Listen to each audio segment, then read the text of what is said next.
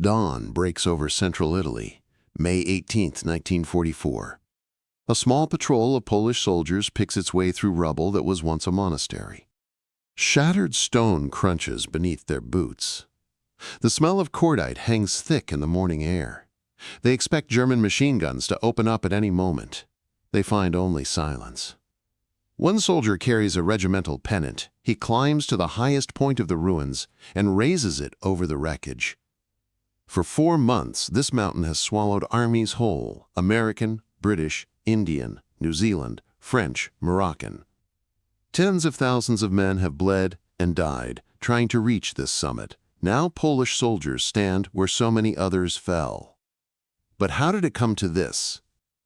How did a 1,400-year-old house of God become the most contested ground in Europe? And why were these men, survivors of Soviet labor camps who had marched halfway around the world, the ones who finally claimed it? The answer begins 6 months earlier, when the monastery still stood intact and the German army was preparing to make this mountain into a fortress. Monte Cassino rises 1,700 feet above the Liri Valley in central Italy. From its summit, the ancient Benedictine monastery commands views stretching for miles in every direction. The white walls gleam in the sunlight, visible to anyone approaching from the south. For nearly 15 centuries, this place has been a sanctuary of prayer and scholarship. Saint Benedict himself founded it in 529, establishing the order that would spread monasticism across Europe.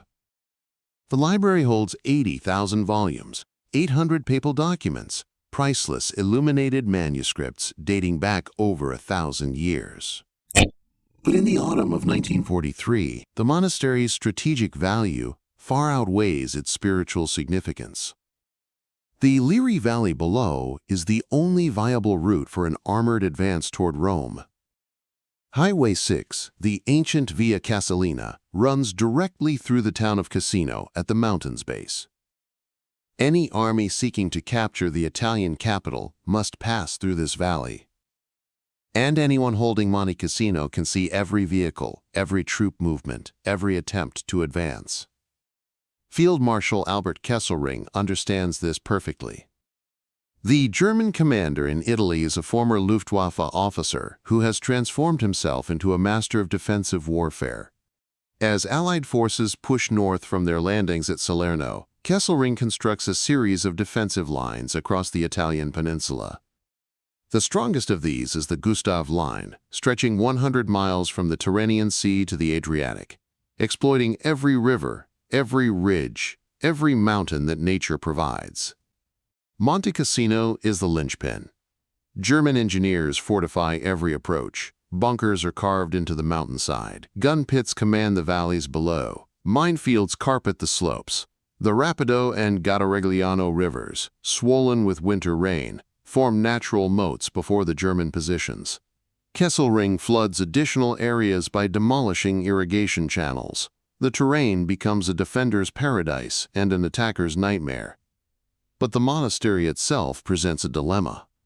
Kesselring is no fool. He knows that destroying or occupying one of Christianity's most sacred sites would hand the Allies a propaganda victory. In December 1943, he issues explicit orders. German troops are forbidden from entering the monastery grounds. He informs the Vatican of this policy. He informs the Allies as well. Yet something must be done about the treasures inside. Lieutenant Colonel Julius Schlegel of the Hermann Göring Division arrives at the monastery in October. He is an unlikely figure in this war. An Austrian who ran a bookshop in Vienna before the conflict, Schlegel possesses a deep appreciation for art and culture. He looks at the monastery's irreplaceable collection and sees what is coming. Sooner or later, this mountain will become a battlefield. The treasures must be saved. Schlegel approaches the elderly abbot, Gregorio Diamare. The 79-year-old monk is suspicious. Why would a German officer want to help? But Schlegel persists. He arranges trucks. He finds carpenters among his troops to build crates. He recruits local laborers, paying them with food rations and cigarettes. For 3 weeks, the evacuation continues. 100 truckloads carry away paintings by Titian, Raphael, and Leonardo da Vinci, ancient manuscripts. The relics of Saint Benedict himself. Most go to the Vatican and Castel Sant'Angelo for safekeeping. The monks themselves are transported to Rome. When the work is finished, the grateful abbot presents Schlegel with an illuminated scroll of thanks, written in Latin. The monastery is empty now. Only Abbot Diamare and a handful of monks remain, along with several hundred Italian civilians who have sought refuge within its walls. They believe the sacred ground will protect them. South of Monte Cassino, Allied commanders are planning their assault. General Sir Harold Alexander commands all Allied forces in Italy. Under him, Lieutenant General Mark Clark leads the American Fifth Army, while the British Eighth Army operates on the Adriatic coast. Their objective is clear: break the Gustav Line, capture Rome, do it before the planned invasion of France in the spring. The task falls primarily to Clark. A tall, ambitious American general, he has already proven himself a competent if controversial commander. He orchestrated the landings at Salerno and has pushed the Fifth Army north through brutal mountain fighting. Now he faces the most formidable defensive position in Italy. Clark develops a multi-pronged assault. British 10th Corps will attack across the Garigliano River near the coast. The French Expeditionary Corps, under General Alphonse Juin, will strike through the mountains to the northeast. And the main blow will fall in the center, where the American 36th Infantry Division will cross the Rapido River and drive straight toward Cassino. Meanwhile, a separate force will land at Anzio, far behind the German lines. The idea is simple. The Anzio landing will threaten Rome directly and force Kesselring to pull troops from the Gustav Line. The weakened German defenses will then collapse under the Fifth Army's assault. It is a reasonable plan on paper, but Kesselring has his own resources. Defending the Monte Cassino sector is General Fridolin von Senger und Etterlin, commander of the 14th Panzer Corps. A cultured Catholic aristocrat who privately despises the Nazi regime, Senger is nonetheless a formidable military professional. He knows the terrain intimately and has positioned his forces to exploit every advantage. Among his troops is the 1st Parachute Division under Major General Richard Heydrich. These are the Fallschirmjäger, the legendary Green Devils of the German armed forces, veterans of the airborne assault on Crete and bitter fighting on the Eastern Front. They are considered among the finest soldiers in the Wehrmacht. By 1944, they no longer conduct parachute operations. Instead, they serve as elite light infantry, specialists in defensive warfare. Kesselring has good reason to entrust Monte Cassino to these men. Their reputation precedes them. Allied intelligence reports describe them as fanatically determined, superbly trained, and utterly ruthless in defense. They will hold ground until ordered to withdraw or until the last man falls. The stakes extend far beyond this single mountain. On January 22, 1944, American and British forces will land at Anzio, only 30 miles south of Rome. The landing will achieve complete surprise. But instead of driving inland immediately, the commanders will hesitate, fearing a German counterattack.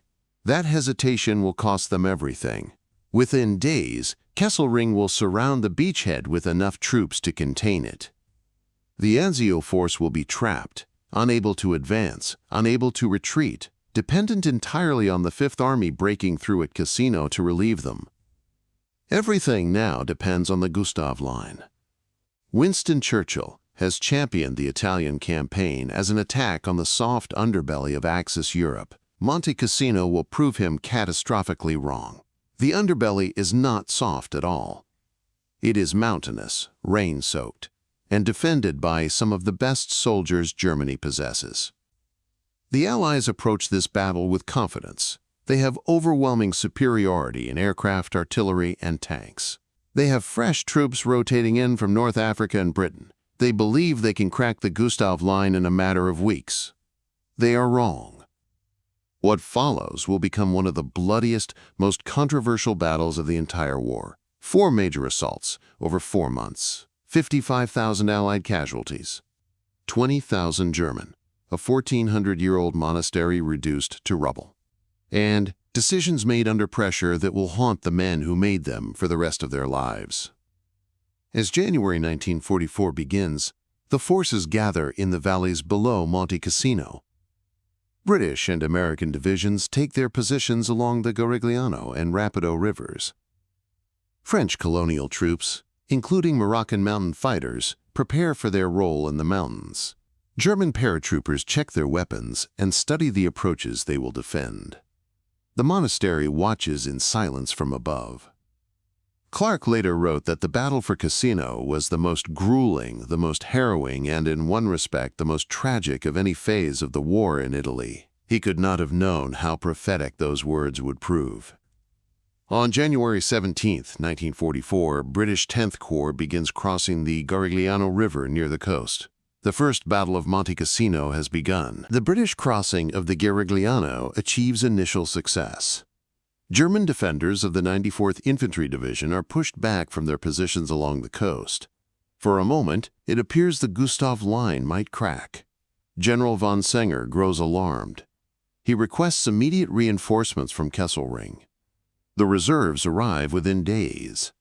The 29th and 90th Panzer Grenadier Divisions rush south from Rome, plugging the gaps in the German line. The British advance stalls. But the commitment of these reserves leaves Rome itself poorly defended. The opportunity is there for the taking. In the mountains to the northeast, General Alphonse Juin's French Expeditionary Corps is making progress of its own. His troops include hardened colonial soldiers from Morocco, Algeria, and Tunisia. Many are mountain fighters, accustomed to rugged terrain. They capture Monte Belvedere and Coyabate, pushing into ground the Germans considered secure. Juin sees what others do not. The Germans have concentrated their strength in the valleys, expecting the main assault to come along the roads. The mountains are lightly held. A determined thrust through this high ground could bypass Cassino entirely and unhinge the entire Gustav Line. He requests reserves to exploit the breakthrough. His request is refused. The available reserves are earmarked for another operation. The main assault is coming, and it will strike not through the mountains but directly across the Rapido River. Major General Fred Walker commands the 36th Infantry Division. His men are Texas National Guardsmen, the Tea-Patchers they call themselves. They have already been badly mauled in earlier fighting at San Pietro and Salerno. Many of the original soldiers are gone, replaced by green recruits who have never seen combat. Walker studies the plan and sees disaster. The Rapido River at the chosen crossing point is only 25 to 50 feet wide, but it runs fast and deep. The banks rise steeply on both sides. The Germans have flooded the approaches by breaching irrigation dams, turning firm ground into marshland. Minefields carpet both banks. Every foot of the crossing is visible from German positions on the heights above. The night before the assault, Walker writes in his diary, "Tonight, the 36th Division will attempt to cross the Rapido River opposite Sant'Angelo. We have done everything we can, but I do not see how we can possibly succeed. The river is the principal obstacle of the German main line of resistance. I do not know of a single case in military history where an attempt to cross an unfordable river that is incorporated into the enemy's main line of resistance has succeeded." His superiors order him to attack anyway. On the evening of January 20, 1944, 5,000 men of the 141st and 143rd Infantry Regiments begin moving toward the river. They carry wooden assault boats and sections of portable bridges. The march itself becomes a nightmare. In the darkness, soldiers stumble into unmarked minefields. The routes through the swamps have not been properly cleared. Men carrying heavy boats sink to their waists in mud. German artillery has pre-registered every approach. The shells begin falling before the first Americans reach the water. Boats are shattered before they can be launched. Bridge sections explode in the hands of engineers trying to assemble them. Screams echo across the marshes as men step on mines or are cut down by machine gun fire from the heights. Those who manage to launch their boats face the current. The Rapido is running fast with winter rain. Overloaded craft capsize, spilling soldiers in full combat gear into the freezing water. Many drown before they can shed their equipment. Others are swept downstream into German killing zones. A few hundred men make it across. They claw up the far bank and try to establish a foothold. But German counterattacks come immediately. Without armor support, without adequate ammunition, without any way to evacuate their wounded, the survivors are systematically destroyed. By mid-morning on January 21st, the remnants are forced back across the river. That evening, Clark orders the assault renewed. Walker protests. His regiments are shattered. The crossing points are now zeroed in by every German gun in the sector. Another attempt will be slaughter. Clark insists. The Anzio landing is happening the next day. Pressure must be maintained on the Gustav Line to prevent Kesselring from shifting troops north. The second assault goes in after dark on January 21st. It fares no better than the first. Small groups establish temporary footholds on the far bank. By dawn, German armor moves in. The 15th Panzer Grenadier Division, considered one of the finest German units in Italy, eliminates the bridgeheads one by one. By evening on January 22nd, the 36th Division has effectively ceased to exist as a fighting force. 2,100 men are dead, wounded, or missing. Some companies that went into the assault with 200 soldiers emerge with fewer than 30. German losses are 64 killed and 179 wounded. American newspapers call it the worst disaster since Pearl Harbor. Walker writes bitterly in his diary, "Yesterday, 2 regiments of this division were wrecked on the west bank of the Rapido." After the war, the survivors of the 36th Division will demand a congressional investigation. They call the Rapido crossing one of the most colossal blunders of the Second World War. A congressional hearing is held. The War Department concludes that Clark exercised sound judgment. The veterans disagree until their dying days. But in January 1944, there is no time for investigations. The Anzio landing has occurred, and far from relieving pressure on Cassino, it has become another crisis. German forces surround the beachhead.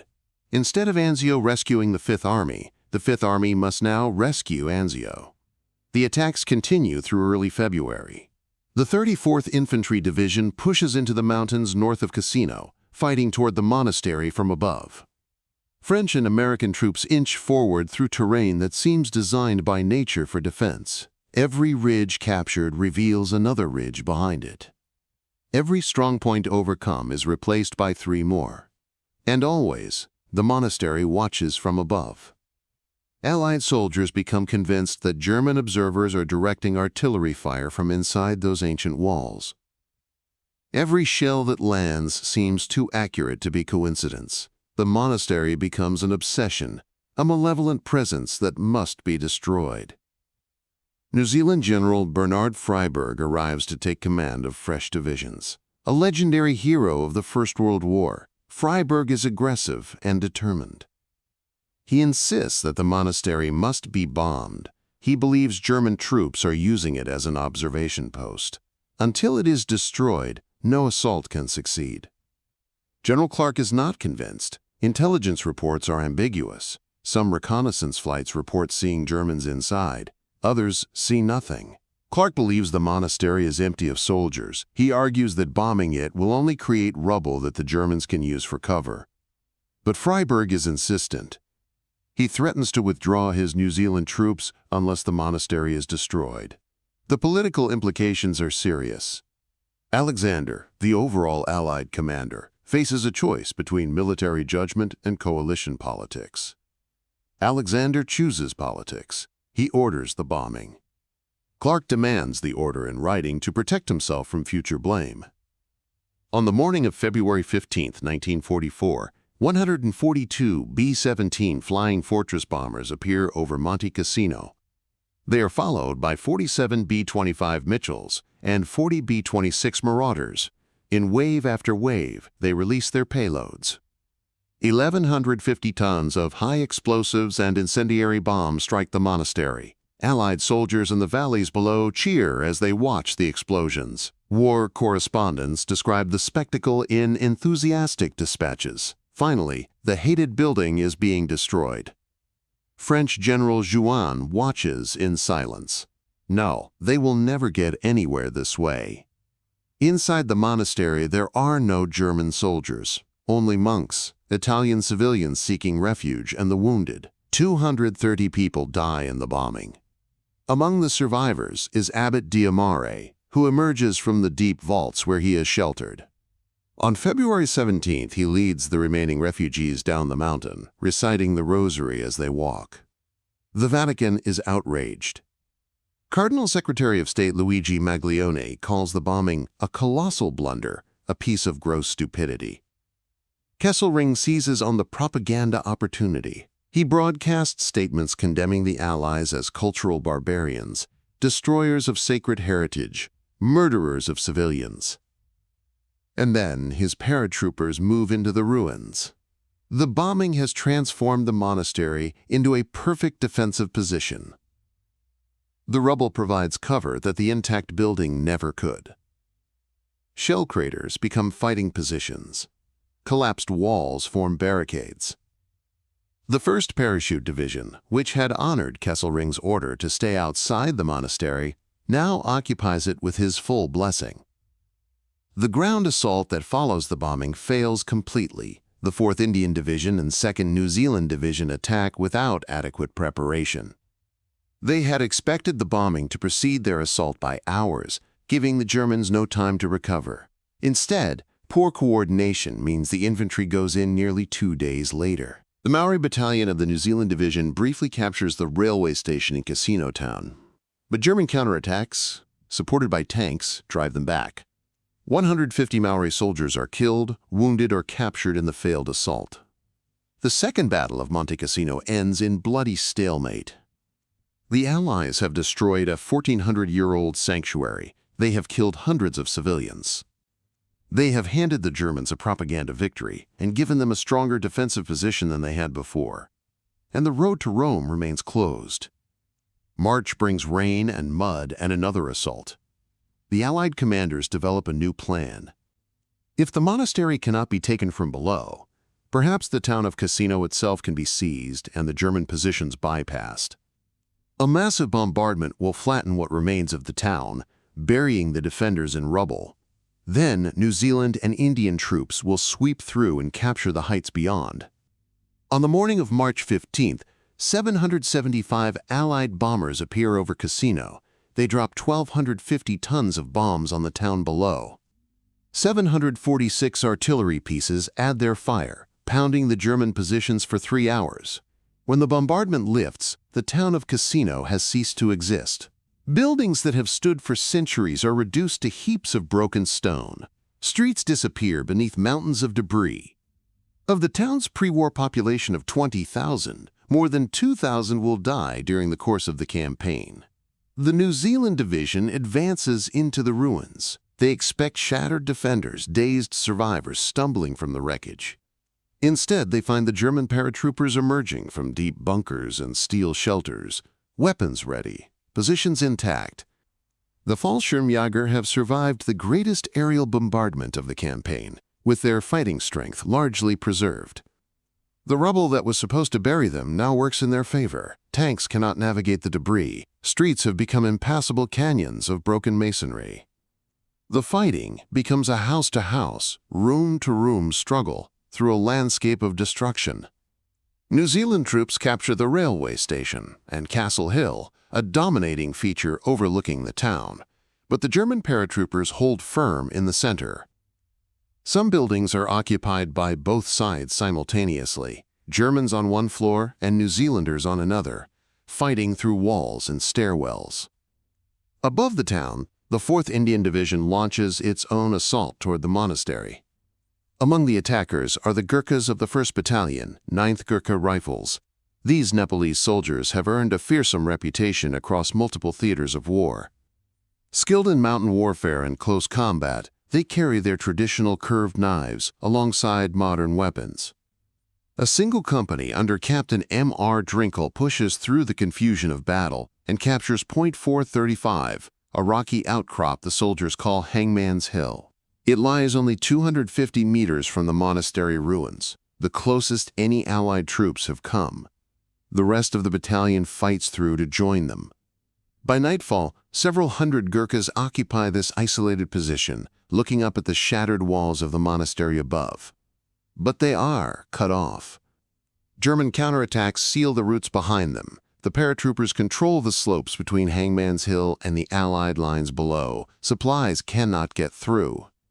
Reinforcements cannot reach them. The Gurkhas can only be resupplied by aircraft dropping bundles onto their tiny perimeter. For 10 days they hold. German mortars and machine guns rake their positions constantly. Counterattacks come at night, paratroopers probing for weakness. The Gurkhas beat them back each time, but their ammunition dwindles. Their food runs low. Wounded men cannot be evacuated. Below them, the New Zealanders make one final attempt to break through. Tanks are laboriously brought up narrow mountain tracks, hoping to provide the firepower needed to crack the German defenses. But the terrain that has frustrated every previous assault frustrates this one as well. German anti-tank guns knock out the leading vehicles. The armor cannot advance. On March 22nd, Alexander calls off the offensive. The Third Battle of Monte Cassino has failed. Casualties are devastating. The 4th Indian Division has lost 3,000 men. The 2nd New Zealand Division has lost 1,600. The Gurkhas on Hangman's Hill must be extracted, a dangerous operation that takes 3 days to complete. They come down from the mountain exhausted, depleted, but unbroken. The German paratroopers have paid heavily as well. Their ranks are thinned, their ammunition stocks depleted. But their position remains intact. Monte Cassino still blocks the road to Rome. A pause settles over the battlefield. Both sides are exhausted. Spring rains turn the valleys to mud. The generals withdraw to plan yet another assault. This time, there will be no half measures. General Alexander conceives an operation unprecedented in the Italian campaign. He will concentrate overwhelming force against the entire Gustav line, not just Monte Cassino. The British 8th Army will secretly move from the Adriatic coast to join the 5th Army in the west. 20 divisions will attack along a 32-kilometer front. 1,600 artillery pieces will support the assault. The Germans will face odds of more than 3 to 1. The buildup takes 2 months. Troops move only at night. Dummy tanks and fake radio traffic convince the Germans that an amphibious landing is planned north of Rome. Kesselring keeps his reserves far from the Gustav line, waiting for an invasion that will never come. When the attack begins, he believes only 6 Allied divisions face his 4. In reality, there are 13. The plan calls for simultaneous assaults across the entire front. The British 13th Corps will cross the Rapido in the Liri Valley. The American 2nd Corps will attack along the coast. General Juin's French Expeditionary Corps will strike through the Urunqui Mountains to the south. And the Polish 2nd Corps will take Monte Cassino. Lieutenant General Władysław Anders commands these poles. His soldiers have traveled farther to reach this battlefield than any others in the Allied armies. When Germany and the Soviet Union invaded Poland in September 1939, Anders was a cavalry officer. He fought against both invaders, was wounded and captured by the Soviets. For nearly 2 years, he languished in the Lubyanka prison in Moscow, interrogated and tortured by the NKVD. The German invasion of the Soviet Union in June 1941 changed everything. Suddenly, Stalin needed allies. A Polish army would be permitted to form on Soviet soil from the hundreds of thousands of Poles imprisoned in the gulags. Anders was released to command this force. He gathered survivors from across Siberia and Central Asia, men who had been worked nearly to death in labor camps, women and children who had watched their families perish from cold and starvation. They marched south through Kazakhstan, Uzbekistan, Iran. 50,000 soldiers and nearly as many civilians, escaping the Soviet nightmare. By 1944, the Polish 2nd Corps has been training in the Middle East and fighting in Italy as part of the British 8th Army. These men have no country to return to. Poland is occupied by Germany in the west and will soon be dominated by the Soviets in the east. But they can still fight. And they have been waiting for the chance to face the Germans who destroyed their homeland. On the eve of battle, Anders addresses his soldiers by radio. "Let the spirit of lions enter your hearts. Soldiers, the moment for battle has arrived. We have long awaited the moment for revenge and retribution over our hereditary enemy. The task assigned to us will cover with glory the name of the Polish soldier all over the world. At this moment, the thoughts and hearts of our whole nation will be with us. At 11 o'clock on the night of May 11th, 1,600 Allied guns open fire along the entire front. The barrage lasts for hours, pulverizing German positions from the coast to the mountains. Then the infantry goes forward. The French breakthrough comes fastest. Juin's mountain troops attack through the Urumqi Mountains, terrain the Germans had considered impassable. 10,000 Moroccan Goumiers, Berber irregulars from the Atlas Mountains, infiltrate through ravines and over ridges that conventional infantry cannot traverse. They fight with knives as readily as rifles, swarming over German positions in night attacks that terrify the defenders. Within 48 hours, the French have penetrated the Gustav Line. Kesselring himself will later write that the French, and above all the Moroccans, fought furiously and exploited every success. The breakthrough unhinges the entire German defense. Troops that were holding firm in the Liri Valley suddenly find their flanks exposed. The Poles attack Monte Cassino on the morning of May 12th. They face the same slopes that have defeated every previous assault, the same paratroopers who have held for 4 months, the same interlocking fields of fire, the same fortified positions, the same impossible terrain. The first assault fails. German counterattacks are ferocious. 800 paratroopers drive back battalion after battalion of Polish infantry. Casualties mount horrifically. Anders is distraught but refuses to quit. He immediately begins planning another attack. On May 17th, the Poles go forward again. This time, circumstances have changed. The British 13th Corps has broken through in the Liri Valley. The French continue to advance, threatening to cut off the German retreat. The paratroopers' position is becoming untenable. Fighting continues through the night. Hand-to-hand combat on Phantom Ridge and Snake's Head Ridge. Grenades and bayonets in the darkness. Slowly, the German fire begins to slacken. During the night of May 17th, the paratroopers receive orders to withdraw. Their position can no longer be held. They slip away in the darkness, leaving only their wounded behind. On the morning of May 18th, a patrol of the 12th Podolsky Lancers climbs toward the monastery summit. They expect resistance. They find only silence and a few wounded Germans unable to travel. The only Polish flag available is a regimental pennant. It is raised over the ruins at 10:20 in the morning. An hour later, a British Union Jack joins it. That night, at Anders' headquarters, exhausted soldiers gather to hear a song written only hours before. Felix Konarski, a soldier poet, had heard the guns of the final assault and felt compelled to write. Composer Alfred Schutz created the melody. The red poppies on Monte Cassino speaks of blood and sacrifice, of poppies growing red where Polish soldiers fell. For the first time singing Red Poppies on Monte Cassino, we all cried. Monte Cassino has fallen. The Gustav Line is broken. The road to Rome lies open at last. The fall of Monte Cassino unleashes a flood. Allied forces pour through the shattered Gustav Line. The British 13th Corps advances up the Liri Valley, tanks finally rolling across terrain that infantry has bled to capture for 4 months. The French continue their spectacular drive through the mountains, threatening to encircle entire German divisions. American forces push along the coast, meeting weakening resistance as German units scramble to avoid being cut off. At Anzio, the moment has finally arrived.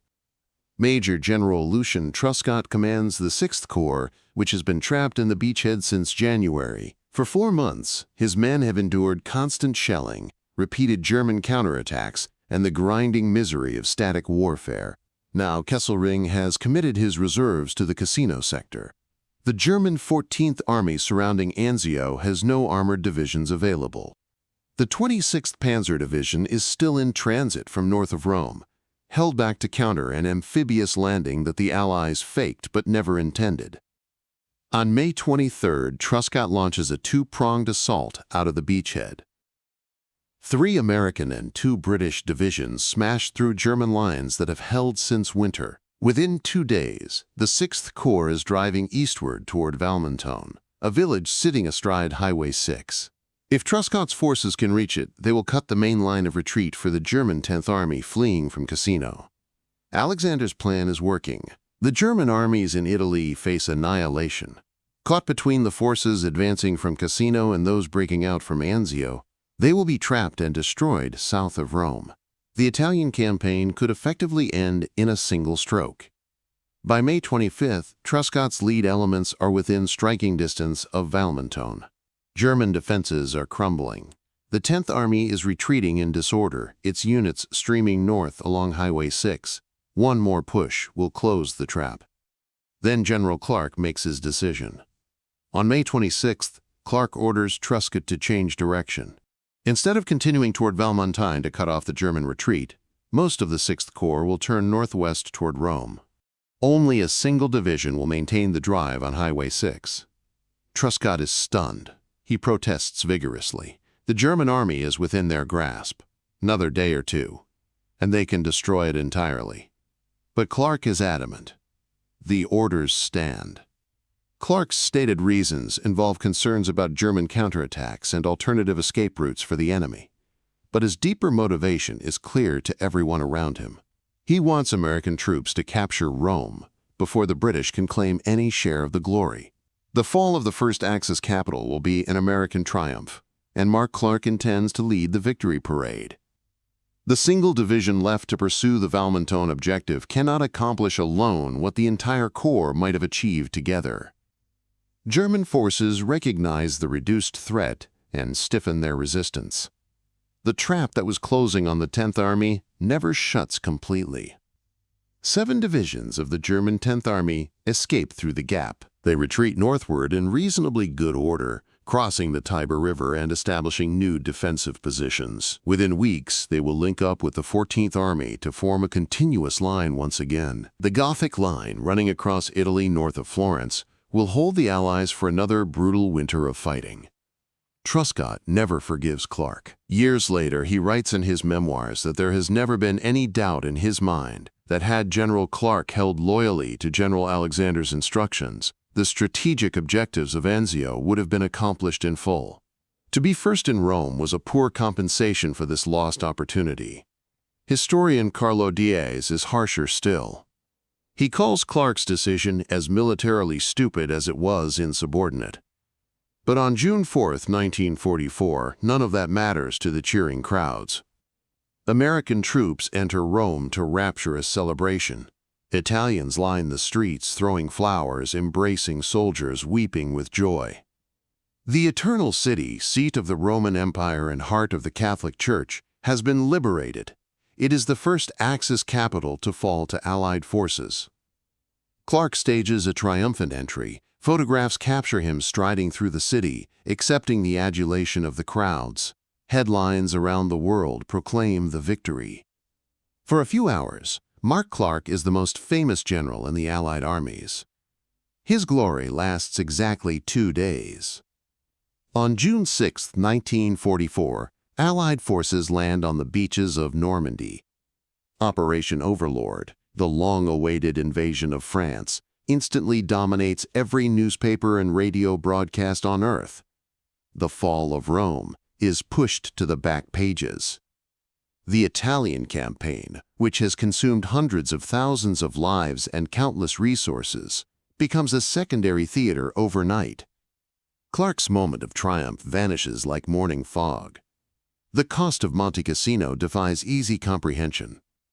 Allied casualties across the 4 battles reach approximately 55,000 men. German losses are estimated at 20,000. The Polish Second Corps alone suffers 924 killed and nearly 3,000 wounded in the final assault. The town of Cassino is completely destroyed, more than 2,000 of its civilians killed during the months of bombardment. The monastery bombing claims 230 innocent lives. The cemeteries tell their own story.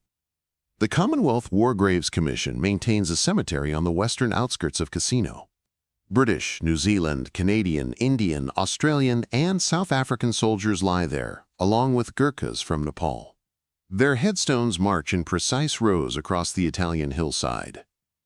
The Polish military cemetery occupies the slopes of Monte Cassino itself, within sight of the monastery the Poles captured. More than 1,000 graves overlook the valley where so many fell. General Anders asked to be buried among his men when he died. His ashes rest there now, in the country he could never return to, beside soldiers who followed him from the gulags to glory. The German cemetery lies in the Rapido Valley, a few miles north of Cassino. The French military cemetery at Vinafra holds more than 4,500 graves. American dead were eventually gathered at the Sicily-Rome American Cemetery in Nettuno, near the beaches of Anzio. Soldiers from 3 continents, speaking dozens of languages, fighting for different causes, now share this Italian earth forever. The German paratroopers receive little recognition from the Allied histories, but their achievement deserves acknowledgement. The 1st Parachute Division held Monte Cassino for 4 months against overwhelming superiority in men, aircraft, and artillery. They withdrew only when ordered, their position outflanked rather than overrun. It was a masterclass in defensive warfare, executed by professionals who served a criminal regime but fought with extraordinary skill and determination. The monastery rises again. Reconstruction begins in the 1950s, funded by the Italian government. Stone by stone, the abbey is rebuilt to its former appearance. The work takes years, but when it is finished, Monte Cassino once again dominates the valley below. Pope Paul VI reconsecrates the rebuilt basilica in 1964, 20 years after its destruction. The monastery adopts a new motto for its restoration, Successa Virescit. Having been cut down, it flourishes. The treasures that Julius Schlegel saved return to their home. The ancient manuscripts, the priceless paintings, the relics of Saint Benedict. The Austrian officers' unauthorized rescue operation, conducted in the chaos of a losing war, preserved 14 centuries of cultural heritage. Pope Pius XII personally thanked Schlegel in a private audience after the war. A memorial plaque in Vienna honors his achievement. The questions that Monte Cassino raises have never been fully answered. Was the monastery bombing necessary? The evidence strongly suggests it was not. German troops were not occupying the building. The bombing killed only civilians and created better defensive positions for the enemy. Freiburg was wrong, and Clark knew it. Could the German army have been destroyed? Almost certainly had Clark followed Alexander's plan. The escape of 7 divisions prolonged the Italian campaign by nearly a year. Men who might have lived died in fighting that might have been avoided. Was the Italian campaign worth the cost? Historians still debate this question. The fighting tied down German divisions that could have been used elsewhere, but the price in blood was staggering, and the strategic gains were limited. The men who fought at Monte Cassino took their own lessons away. The Red Poppies on Monte Cassino became one of the most beloved Polish military songs. It was banned during the communist era, when the government wanted Poles to forget the soldiers who fought in the West. But the song survived, passed down through generations who remembered what their fathers and grandfathers achieved on that mountain. Every May, Polish scouts and veterans returned to the cemetery on the slopes of Monte Cassino. They lay wreaths, sing the old songs, and remember men who marched from Soviet prisons across half the world to plant their flag on ruins. The mountain endures. Tourists climb to the monastery today, walking paths where soldiers bled. They photograph the rebuilt basilica, admire the restored frescoes, pause at the cemeteries scattered across the valley below. Most know the name Monte Cassino. Fewer understand what happened here. 4 battles, 4 months, 55,000 Allied casualties, a monastery destroyed and rebuilt, an army that escaped when it might have been annihilated, soldiers from 4 continents buried in foreign soil. The red poppies still bloom each spring on the slopes where the Poles advanced. They grow wild among the graves, as they have for 80 years. Nature reclaims what war destroys. Saint Benedict founded his monastery 15 centuries ago to preserve civilization through an age of chaos. His monks copied manuscripts while empires crumbled around them. The abbey fell and rose and fell again. It still stands, the mountain still watches over the valley, and the dead still sleep in its shadow, waiting to be remembered.